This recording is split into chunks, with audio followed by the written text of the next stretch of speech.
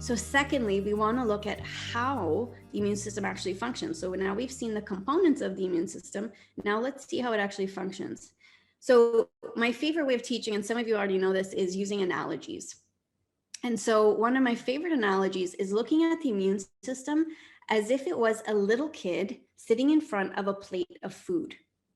Now, as we go through our lives, we put different pieces of food onto that plate for the immune system. And it might have started at a really young age where, you had many ear infections, or maybe you were a preterm delivery baby, or maybe you had a forceps that delivered you, and so you had some injuries. Maybe you fell off your bike quite a few times. Maybe you had some traumatic relationships early on in your life. Maybe you had antibiotics. All of these things have built up on that plate of food. And as we age and go through life, little things keep adding on.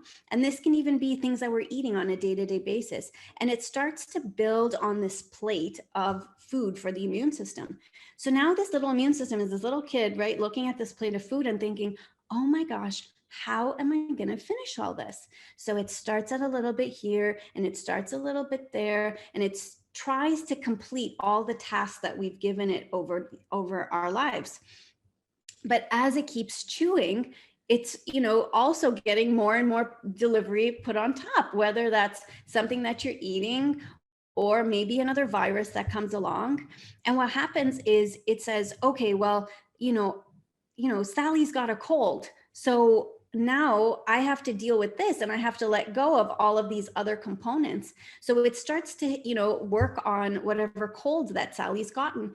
And while it's working on that, all of the other things take a pause. And now, because there's so many things going on, instead of that cold lasting for maybe 3 or 4 days, it's lasting for 3 or 4 weeks, because there's just too much for the immune system to handle.